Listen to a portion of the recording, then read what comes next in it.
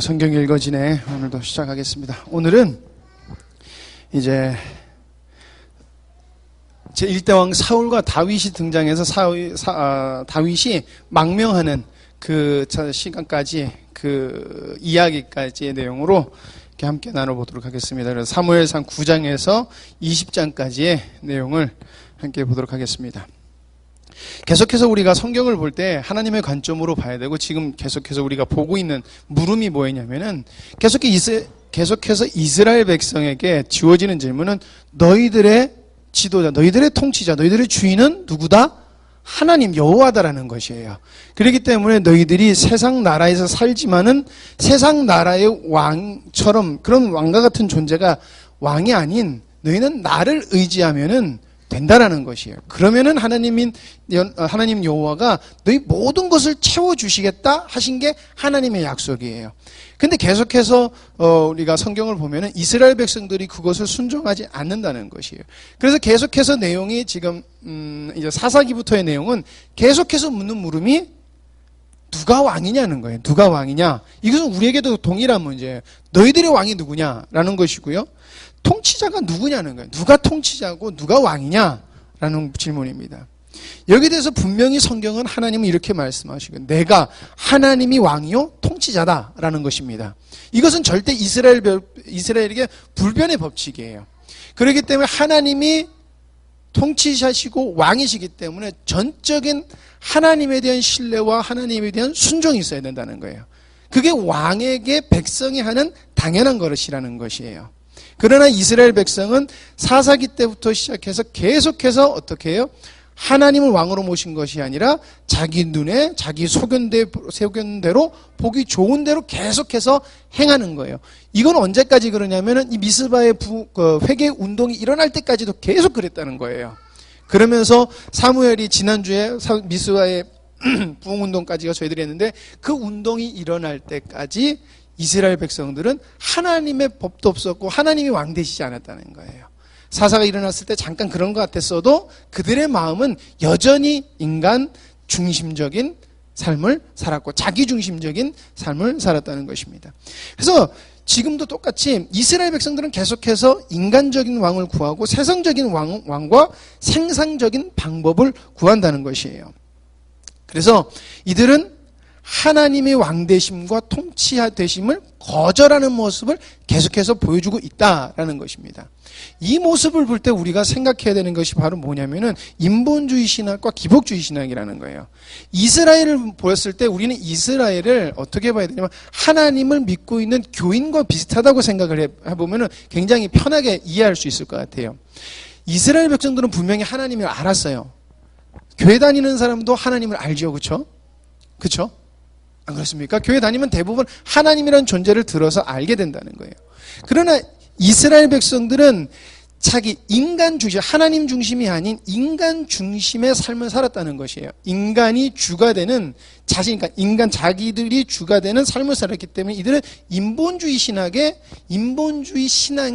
있었다는 것이에요. 또 하나가 뭐냐면은 이스라엘에게 필요했던 왕은 무슨 왕이냐면은 지금 자신에게 오늘 나에게 이득을 주는 그런 왕을 요구했다는 거예요. 즉 이건 뭐냐면 하나님도 나에게 득이 되면은 받아들이고 득이 안 되면은 필요 없는 존재라는 거예요. 이스라엘은 계속해서 그렇게 왔다는 거예요. 이걸 뭐라 그래요? 기복주의라는 거예요. 그러니까 인본주의 신학과 기복주의 신학 어디서 볼 수 있냐? 바로 이 사사기의 시대에서 볼 수가 있다는 거예요. 철저하게 그 모습이 나타난다는 것입니다. 자, 그래서 이제 사무엘이 미스바의 부흥 운동을 하고 났는데도 불구하고 얼마 지나지 않아 이스라엘 백성들이 왕을 요구해요. 그때 하나님께서 저들이 너를 배신한 게 아니라 나를 거부하고 나를 배신한 거다 라고 이야기를 하면서 하나님께 왕 세워줘라 라고 이야기를 하십니다. 그러고 나서 우리가 봐야 될까요? 그러면 이스라엘의 왕은 어떤 왕이 돼야 되냐는 거예요. 그래서 왜 하나님은 사울과 다윗을 비교하면서 이렇게 나오시느냐라는 것을 우리가 계속해서 성경을 읽어가면서 봐야 된다는 것입니다. 첫 번째가 이방 나라와 다른 기준의 왕이 되어야 된다는 거예요. 이건 이스라엘의 왕은 철저하게 하나님이 기준이 되어야 되는 왕이에요. 하나님 기준의 왕이 되어야 된다는 거예요. 그리고 이스라엘이라는 나라를 통치하는 왕이 아니라 하나님의 나라의 대리 통치자라는 거예요. 한 나라의 국가의 왕으로 보이지만은 한 나라의 왕이 아닌 하나님의 나라의 대리 통치자라는 것입니다. 세 번째가 뭐냐면 말씀의 모델이 되어야 된다는 것이에요. 하나님의 대리 통치자로서 섬기는 그 사람이 가지고 있는 의무는 뭐냐면은 먼저 하나님의 말씀을 바르게 지키고 순종하고 하나님 여호와를 사랑하면서 살아가야 되는 것이 첫 번째 되어야 된다는 것이에요. 그리고 나머지에 대해서는 이제 정치적인 것도 있겠지만 우선 이것이 최우선이 되어야 된다는 것입니다. 그리고 또 하나가 뭐냐면은 보통 왕들이 가지고 있는 것은 뭐냐면 왕들은 정복을 위한 왕들을 많이 세워요. 그래서 왕은 힘이 좋아야 되고 싸움을 잘해야 되고 전략가여야 되고 이런 것이 필요했어요. 그래서 사울도 초기에 정복을 하려는 모습이 보여요. 나중에 잠깐 나누겠지만은. 근데 정복이 아닌 뭐냐면은 하나님의 말씀으로 나라를 세워가는 게 중요했다는 것이에요. 그래서 하나님의 말씀과 하나님의 능력으로 굳건히 서 나가는 하나님의 나라를 세워가는, 이 땅에 하나님의 나라를 세워가는 것이 이스라엘의 왕의 기준이어야 되고 왕은 이런 왕이 되어야 된다는 것이에요. 이 모습은 결국에는 누구의 모습이어야 되냐면 우리의 모습이어야 된다는 것이에요. 다른 사람들의 기준으로 사는 것이 아니라 우리는 하나님의 기준으로 살아야 되고요. 우리는 하나님의 대리자예요. 그렇기 때문에 다른 사람들이 봤을 때 모범이 되는 사람이 되어야 돼요. 그리고 나와 관계 있는 사람은 모두 하나님의 방법으로 되어야 된다는 것입니다. 그리고 내가 먼저 하나님의 말씀을 바로 서고 바로 깨닫고 바로 설무로 말미암아 말씀의 모델이 되어야 되는 것이에요. 그리고 우리도 계속해서 세상적을 정복해 나가는 것이 아니라 하나님의 나라를 우리는 세워감에 필요하다는 거예요.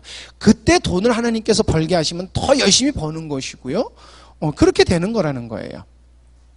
자, 이제 사울 시대로 들어가서 사울 시대 때 이스라엘 상황이 어땠는가, 시대 상황이 어땠는가 잠깐만 보면은요, 12지파로 나누어져서요, 이스라엘이라는 한 공동체는 있지만 지파별로 거의 나눠져 있는, 분할되어 있는, 분할 통치되는 비슷한 상황이었어요. 그러니까 쉽게 말하면 중구난방이에요. 하나의 중심점이 없었던 게 지금 이스라엘의 상황이에요. 그래서 사사가 다스리는데 사사들이 타락했기 때문에 완전히 분리되어 있던 상태예요. 자, 그리고 블레셋에서 엘리 제사장 때 블레셋과 전투할 때 언약궤가 뺏겨서 실로에서 빼앗겨서, 왜냐하면 실로에 있던 언약궤를 블레셋 전투하러 가져갔다 빼앗겼잖아요. 그래서 실로에 언약궤가 떠난 상태예요. 이건 어떤 의미냐면요, 하나님이 지금 이스라엘을 떠나 있는 상태라고 보면 되는 거예요. 그런 상태였다는 거예요. 그래서 언약궤가 파괴됐기 때문에 실로가 파괴되었어요. 떠났기 때문에 실로가 파괴되었어요. 이건 뭐냐면 실로는 그 당시 이스라엘의 정신적인 것을 감당해내는 그런 지역이었던 거예요. 그러니까 이렇게 메카가 이슬람의 성지라고 해서 정신적인 동네라고 보잖아요. 그렇죠? 그건 비슷했던 거예요. 그래서 실로로 사람들이 모였고 실로에서 하나님을 만난다고 생각했는데 실로에 언약궤가 없으니까 실로라는 곳이 무너져 내린 거예요. 그런 시대적인 방황과 혼돈과 이런 어지러운 상태에서 이스라엘 왕으로 사울이 세워지는 것이 그때 시대의 상황이다라는 것입니다. 자, 그래서 이제 계속 순차적으로 이제 또 장별로 이렇게 쭉 나갈 건데, 9장에서 12장 내용은 뭐냐면 사울의 등장과 사무엘이 퇴장하는 것이 이렇게 쭉 나와요. 그래서 그 이야기를 어떻게 흘러가냐면은 사울의 아버지가 암나귀를 잊어먹어요. 그래서 사울이 자기의 종과 같이 이제 암나귀를 찾으러 떠나요. 여정을 떠나요. 이 떠나는 여정 중에 못 찾다가 못 찾고 막 방황하는 중에 자기 종이 그 사무엘이 사는 동네로 지나갈 때 종이 여기에 아주 훌륭한 선지자가 있다. 가서 물어보면 우리에게 알려줄 거다라고 이야기를 해요. 그래서 가진 것을 이제 제물을 바치면서 이제 암나귀가 어딘지 물으러 사무엘에게 찾아가요. 그래서 만나게 돼요. 사울하고 사무엘하고 만나게 돼요. 그때 만나서 사무엘은 하나님께서 기름 부으라고 했기 때문에 기름 붓고, 그래서 사울은 기름 부으심을 받는 이런 일이 있어요. 그래서 이제 이 사람이 왕으로 될 거다라고 지정을 받는 거예요. 그리고 어떤 일이냐면은, 그렇기 때문에 이제 모든 지파를 미스바로 모이게 해가지고, 야, 왕을 세울 건데, 우리 이제 제비 뽑자.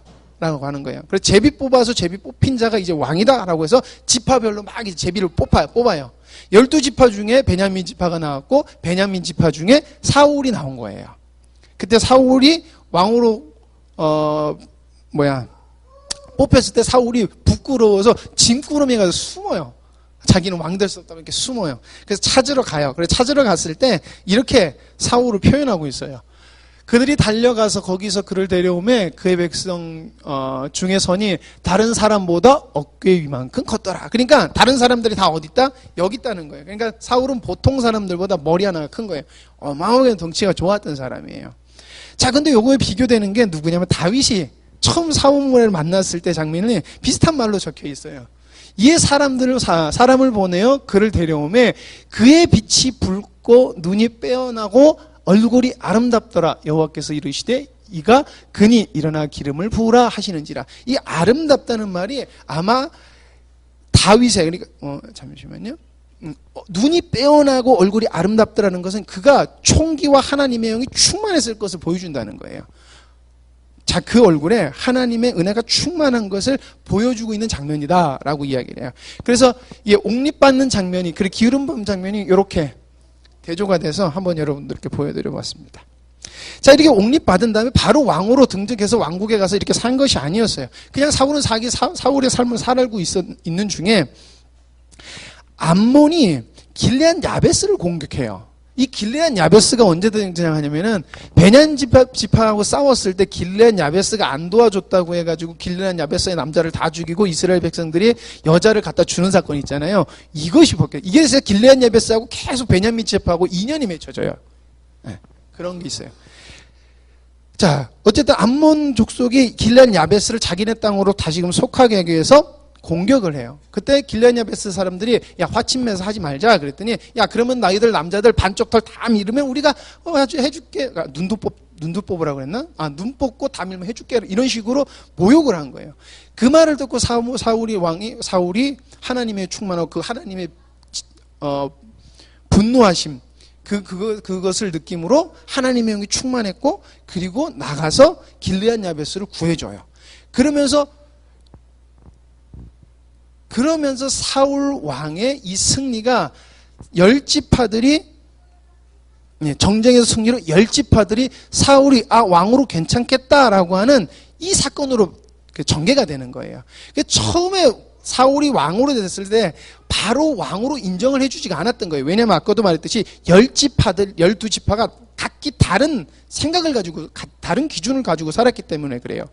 그런데 그때 마침 암몬이 쳐들어오는 바람에 길레앗 야베스를 구해준 사울이 10지파의 동의를 얻게 되는 거예요.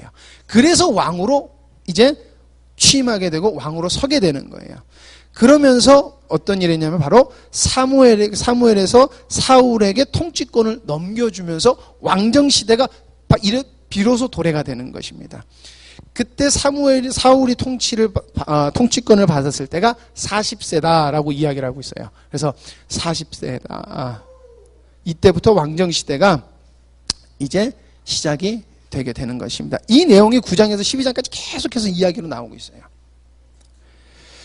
자, 사울 왕 때 계속해서 전쟁이 있습니다. 이스라엘은 계속해서 전쟁을 해요. 왜냐하면은 우리 이스라엘이 가나안 땅을 정복하면서 뺏은 땅들을 다른 이제 이방 나라들이 다시금 회복시키려고 하고 블레셋을 다 내쫓지 못했기 때문에 계속 가시가 돼서 공격을 하고 다시 자기네 땅을 뺏으려고 막 이런 전쟁들이 있어요.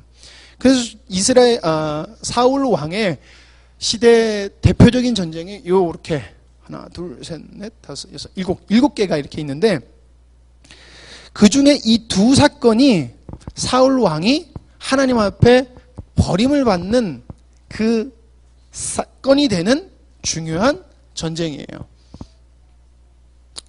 다윗은 언제 등장하면은 요때 등장해요. 그러니까 사울왕 노년에 사울왕 노년에 다윗이 등장하는 거예요. 우리는 성경이 쭉쭉 가니까 사울이 젊었을 때 다윗 등장해가지고 막 이런 것 같은데 하나님 앞에 버림받는다고 한 지도 20년이 훨씬 지난 다음에 다윗이 등장을 해요. 굉장히 긴 시간이라는 거예요. 자, 어쨌든 여기서 잠깐 보면요. 요 두 번째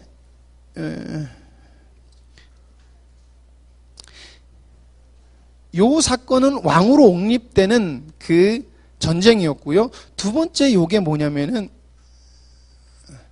그때 엘리 제사장하고 남았던 블레셋 세력들이 있었고 블레셋을 더 정복해야 되는 그런 시대였었어요. 근데 아까 말했듯이 제가 정복, 하나님의 나라의 왕은 정복이 아니다라는 것을 잠깐 이야기 드렸잖아요. 왜 제가 이 얘기를 하냐면 사울왕이 왕으로서 나라를 세워가려다 보니까 뭘 해야 될까라는데 블레셋이 보이니까 블레셋에서 자기네들이 빼앗겼던 그 지역을 회복해야 되는 일이 필요한 거예요. 그러니까 정치적인 요소가 이 사람이 필요했던 거예요. 그래서 공격을 하게 돼요. 그리고 공격을 해서 다행히 전쟁에서 이겨요.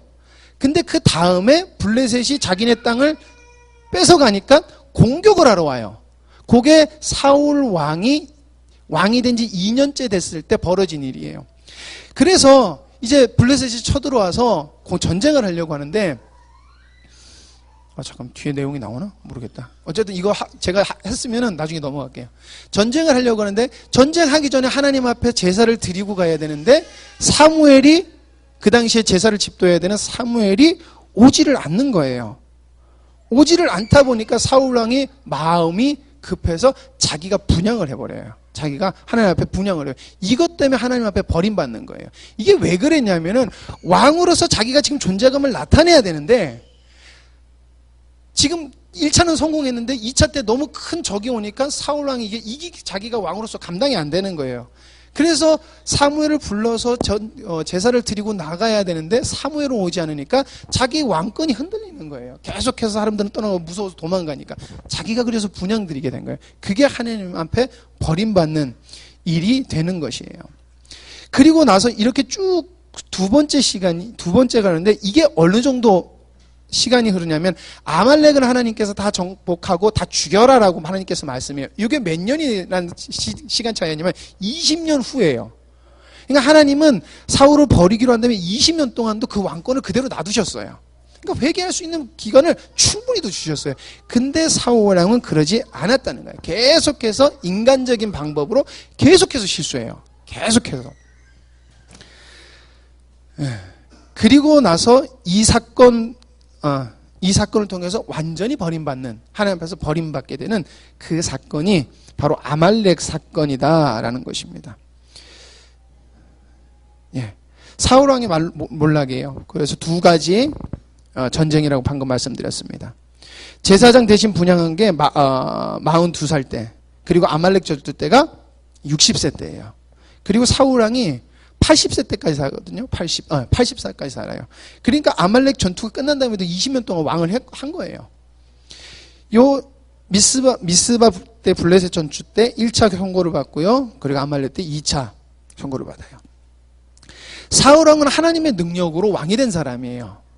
원래 덩치도 좋았고 외모적으로는 왕감이었지만은 이는 하나님의 영의 충만해서 하나님의 힘으로 전쟁에서 이겼어요. 그래서 이 사람은 하나님의 능력으로 전쟁에 승리해서 왕이 된 사람이에요. 근데 이 사람이 지금 자신의 힘으로 전쟁을 하려면서 계속해서 실수를 했고 결국엔 자신의 힘을 가지고 하려는 것 때문에 이 사람이 망했다는 거예요.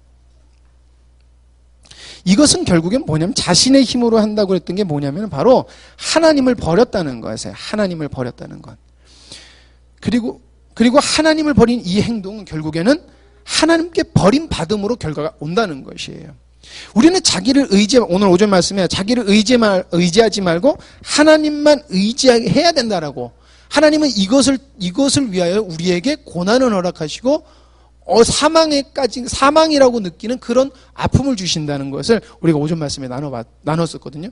그러니까 사울 왕도 아무리 힘들었어도 기다렸어야 된다는 거예요. 그냥 딱 마치고 나니까 사무엘이 등장했거든요. 조금만 더 기다렸으면 되는데. 근데 우리가 그렇다는 것이에요. 내 눈앞에 보이는 대로.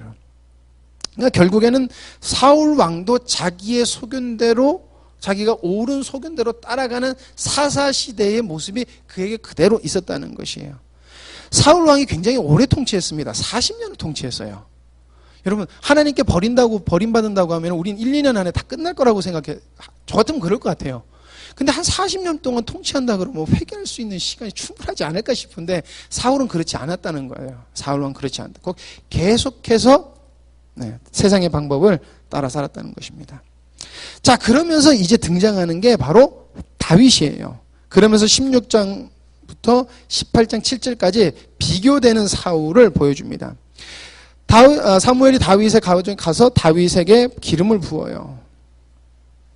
그리고 하나님께 두 번째로 버림받은 다음에 하나님의 영이 떠나고 사울에게 악귀가 이렇게 임하게 돼서 사울이 굉장히 번뇌하고 괴로워하는 일이 발생돼요. 그래서 잠도 자지 못하고 일상생활이 안 되니까 찬양하면서 이 왕을 그러니까 편하게 해줄 사람을 찾았는데 그게 바로 다윗인 거예요. 그러니까 블레셋 전투에 만나기 전에 사울과 다윗은 벌써 만난 거예요.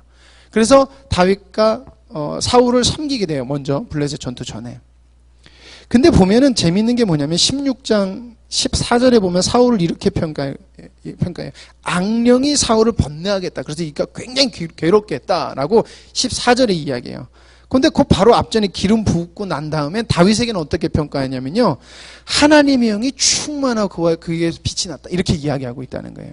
그러니까 하나님께 선택받은 하나님에 속한 자와 그렇지 않은 자의 상태를 이렇게 보여주는 거예요. 그러니까 악한 것과 이렇게 하나님의 영이 충만한 것으로 이렇게 대조해서 보여줘요. 자, 골리앗을 죽인 다윗이 그 다음 내용에서 이제 이루어지는 거예요. 근데 사울 모습을 보면 골리앗을 두려워해요. 그리고 다윗은 골리앗을 두려워하지 않고 골리앗을 죽여서 승리를 이끌게 해요. 제가 목사 교육받을 때 조재영 목사님이 그러시더라고요. 다윗이 왜 물가에 가가지고 이 돌팔매 하는 걸 왜 5개 주웠을까? 이거 아시는 분? 이렇게 물어보시더라고요. 여러분들은 왜 5개를 주웠을까요? 왜 주셨을까요? 왜냐면 그때 목사님이 왜 이랬냐면 거기에 별 의미가 없는데 목사님들은 그 5개 주셔서 하나는 보고 이렇게 꼭 갖다 넣는다고 그래서 제발 그러지 마 그러시면서 하시는 얘기인데 제가 오늘 오전에 목사님 말씀을 들으면서 생각나는 게 뭐냐면은 다윗은 굉장히 평소 때와 똑같이 행동했다는 거예요. 그게 뭐냐면 물매를 5개 하는 것은 전장에 나가서 이 물매를 던질 수 있는 5개를 채워놓을 수 있는 게 5개가 최대라는 거예요. 그러니까 이 다윗은 이제 하나님을 저주하는 저 개만도 못한 골리앗과 싸우려고 평소 때 자기가 곰하고 사자 싸우듯이 가가지고 5개를 그냥 집어넣는 거예요. 그러니까 한 방에 맞아서 죽는다는 상상도 한 것도 아니고요. 내가 하나님 안에서 내가 내가 어떻게 해서 이런 계획도 있는 게 아니라 나는 하나님을 힘입어서 그냥 싸우겠다고 나간 거예요. 소년이. 그래서 그냥 5개를 집어넣고 가서 던진 게 맞은 거예요. 그게 2만 원 돈을 이렇게 불패해서 맞잖아요. 그럼 여기가요 뻐개지면서 바로 간대요. 그거를 이렇게 다큐멘터리에서 하는 걸 저도 봤거든요. 근데 굉장히 어렵기는 하다 그래요. 왜냐하면 위에서 이렇게 던지는 거라서 맞추기가 힘들다네요.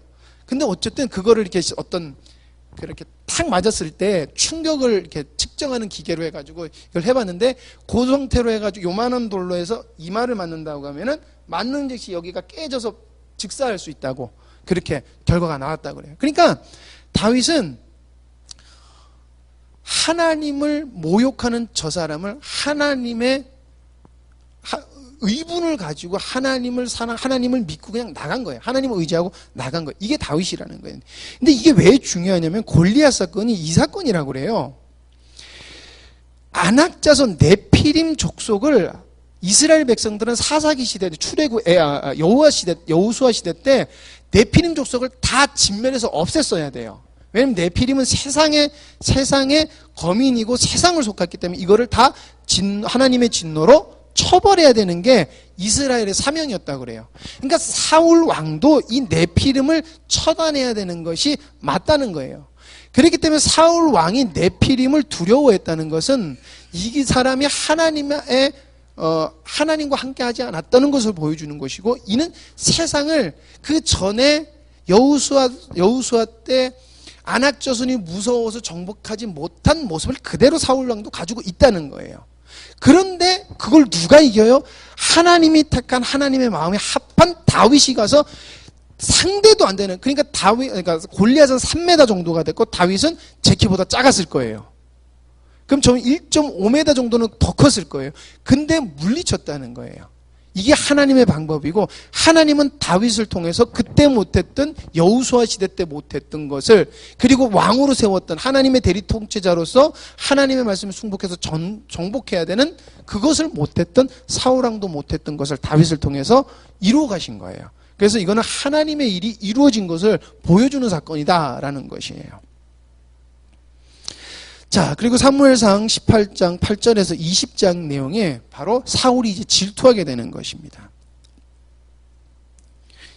다윗이 골리앗을 이겼으니까 얼마나 이게 쇼킹하잖아요. 굉장히 어마어마한 거잖아요. 그러니까 이스라엘 백성들 마음이 다윗을 사랑하게 되는 것이에요. 그래서 이제 질투를 받게 되는데 그때 나이가 20살이에요. 20살. 자, 근데 이걸 보면 이런 것이 있어요.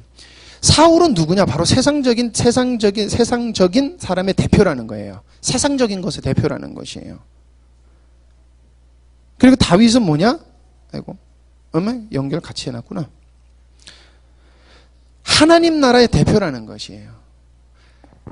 사울이 하나님을 몰랐던 것이 아니에요. 그런데 하나님께 속하지 않고 세상께 속했던 사울은 누구를 핍박하냐? 하나님께 속했던 하나님의 사람을 핍박하는 모습이 여기서도 보인다는 거예요. 하나님, 이건 계속해서, 구약에 계속해서 등장하는 거예요. 가인이 아벨을 그랬고, 그리고, 요셉도 그랬고, 야곱도 그랬고, 계속해서 이것들이 계속해서 등장하는 거예요.